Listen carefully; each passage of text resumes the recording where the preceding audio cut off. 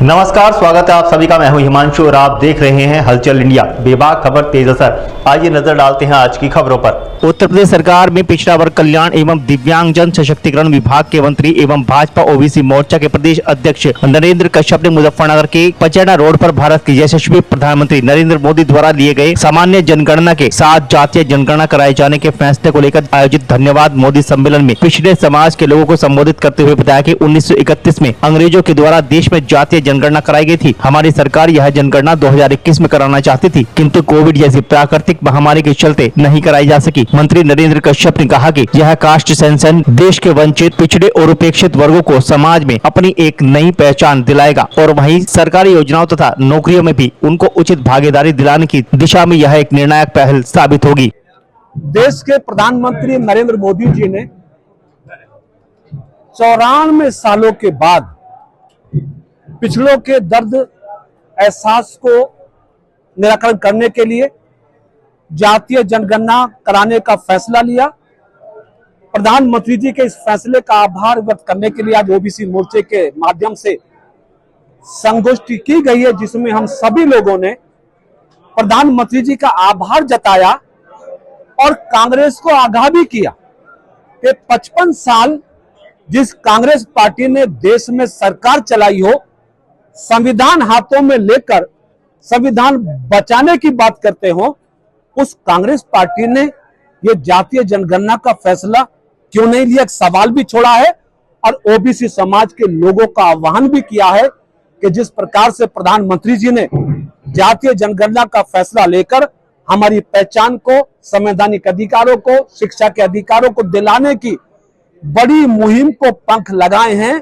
हम सभी पिछड़े समाज के लोग प्रधानमंत्री नरेंद्र मोदी जी के साथ चट्टान की तरह खड़े होंगे और हमेशा के लिए भारतीय जनता पार्टी को सत्ता में लाने के लिए संघर्ष करेंगे। कांवड़ यात्रा शुरू होने वाली है, किस तरह की तैयारी उत्तर प्रदेश सरकार की? जब से यूपी में प्रदेश की सत्ता माननीय मुख्यमंत्री योगी आदित्यनाथ जी के हाथों में आई है, पूरे देश ने देखा है कि शिव भक्त कांवड़ियों का सम्मान शुरू हुआ है तो योगी जी की सरकार में हुआ।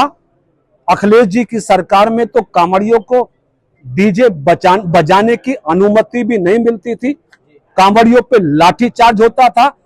लेकिन योगी की सरकार में कांवड़ियों का सम्मान बढ़ाने के लिए हेलीकॉप्टर के माध्यम से पुष्प वर्षा भी होती है, डीजे की अनुमति भी होती है और उनकी सुख सुविधाओं का ध्यान हमारी सरकार पूर्णतः रखती है। नेम प्लेट प्रकरण को किस तरह पहचान अभियान चल रहा है, पहचान अभियान को क्या कहेंगे? खाद्य सुरक्षा अधिनियम वर्तमान परिस्थितियां इस बात की ओर इशारा कर रही हैं कि शिव भक्त कांवड़िए जो पवित्र हृदय और पुण्य भाव के साथ अपनी यात्रा को हरिद्वार से शुरू करके अपने गंतव्य स्थान तक जाते हैं, उनकी ये यात्रा खंडित ना हो, उनका भाव खंडित ना हो, इसलिए शासन प्रशासन सरकार ने यह निर्णय लिया कि सड़कों पर दुकान ढाबे लगाने वाले लोग अपना नाम कम से कम स्पष्ट करें ताकि किसी कांवड़िए की यात्रा किसी प्रकार से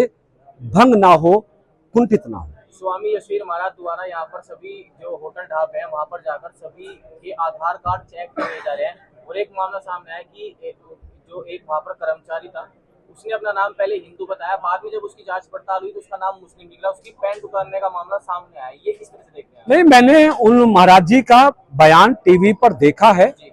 उन्होंने क्लियर किया कि जब वो दुकान पर गए थे, देश का मीडिया उनके साथ था, उन्होंने स्पष्ट किया कि ना हमने पजामा खोलने की बात कही, ना हमने कोई और अपमान किया। हाँ, एक आशंका व्यक्त की थी, किसी ने बताया होगा उनको कि दुकान किसी के नाम से है और है किसी की, गोपाल नाम बताया गया था उस लड़के का जो वहां पे काम कर रहा था।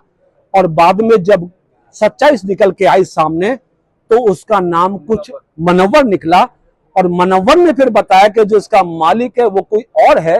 तो इस तरह की चीजें हुई हैं जो किसी सूरत में भी मेरे ख्याल से बेहतर नहीं है। इस प्रकरण को सपा नेता एसटीएसएन ने कहा है कि ये तो पहलगाम जैसी घटना है और असदुद्दीन ओवैसी ने भी इस पर टिप्पणी की है। तुष्टीकरण की नीति है सपाइयों की। ओबीसी की। वो भूल जाते हैं कि उस राष्ट्र के नागरिक भी है, वो भूल जाते हैं कि देश में संविधान भी है। अरे आतंकवादियों की तुलना संतों से करके आप हिंदुओं का अपमान क्यों करना चाहते हैं? आप संतों पर क्यों सवालिया निशान करना चाहते हैं? क्या इस घटना को आप पहलगाम की आतंकवादी घटना से जोड़ के देख सकते हैं?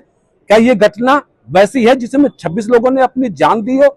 मेरे ख्याल से धार्मिक उन्माद फैलाने का, तुष्टीकरण की नीति को प्रभावित करने का ये कुछ सपा और ओबीसी की पार्टी का ये मेरे ख्याल से अभियान है। लेकिन यूपी के लोग अलर्ट हैं, किसी कीमत पर भी इनके बहकावे में नहीं आएंगे। साधु संतों का सम्मान अगर योगी मोदी की सरकार में नहीं होगा तो भाई किसकी सरकार में होगा? कांवड़ यात्रा में निकलने वाले बड़े डीजे को लेकर किस तरह की गाइडलाइन जारी हुई है? किसके लिए? बड़े डीजे को लेकर गाइडलाइन। देखिए, जो सामान्यता प्रतिवर्ष होता है कि आम जीवन प्रभावित ना हो और कांवड़िया उत्साह के साथ अपने यात्रा को डीजे के माध्यम से, अन्य भजन कीर्तन के माध्यम से मना सकें, उस सबका अधिकार उनको दिया गया। धार्मिक रूप से सनातन इतना बड़ा धर्म है देश दुनिया का, उस धर्म के लोग अपनी आस्थाओं की अभिव्यक्ति करते हैं तो निश्चित है उनको अभिव्यक्ति का पूरा अधिकार, पूरी छूट योगी की सरकार में मिलेगी।